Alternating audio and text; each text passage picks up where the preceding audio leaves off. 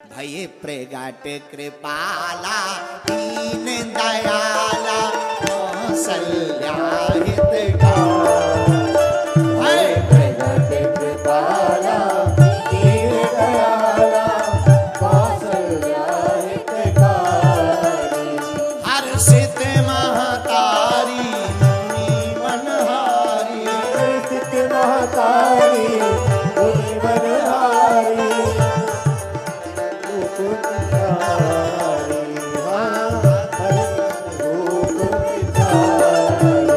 भय प्रगट कृपाला दीन दयाला कौसल्या हितकारी। सीताराम सीताराम सीताराम सीताराम सीताराम सीताराम सीताराम सीताराम सीताराम सीताराम सीताराम सीताराम सीताराम सीताराम। राम जी अयोध्या में प्रकट भये।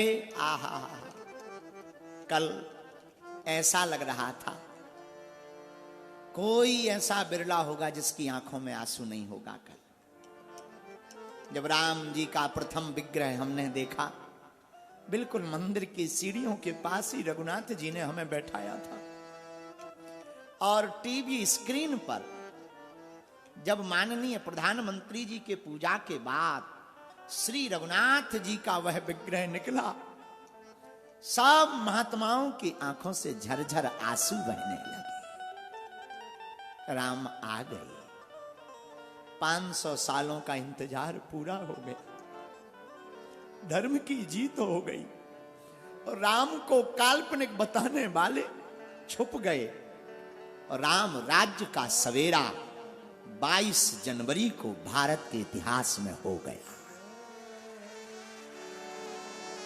क्यों? राम आ गए। ऐसे रघुनाथ जी के प्रगट महोत्सव पर हम लोग भय प्रगट कृपाला पर ही श्री सीताराम जी की कथा को गाएंगे। राम जी का बाल्यकाल भी हम आपको सुनाएंगे। क्यों? माता कौशल्या का गांव रायपुर के सन्निकट चंद्रखुरी में है। ये ननिहाल प्रभु श्री राम का है।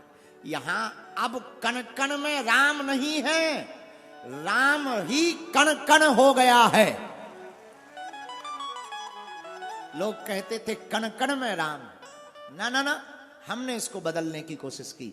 अब कण कण में राम नहीं है, राम ही कण कण है। मेरे प्रिय जनों, हमसे कोई भारत का मतलब पूछे, भारत का अर्थ क्या, तो भारत का मतलब अगर 2 अक्षर में बताना पड़े तो वो है राम।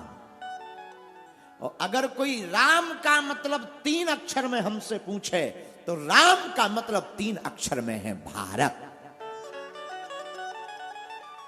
राम आ गए। राम जी आए क्यों? क्या राम चले गए थे? नहीं नहीं, राम गए नहीं थे। धर्म विरोधियों के कारण, आतताई वृंदों के कारण हमारे प्रभु श्री राम को टेंट में 500 वर्ष तक गुजारना पड़ा। अनेकों महात्माओं ने प्राण त्याग दिए। हमारे पूर्वज चिल्लाते चिल्लाते हमारे दादाजी मर गए, राम आएंगे, राम आएंगे, राम आएंगे। और हम लोग कितने भाग्यशाली लोग हैं।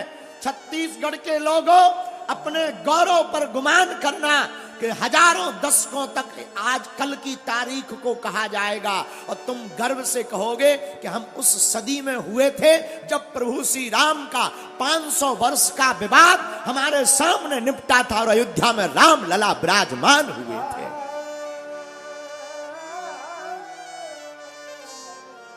धन्य है ऐसे प्रभु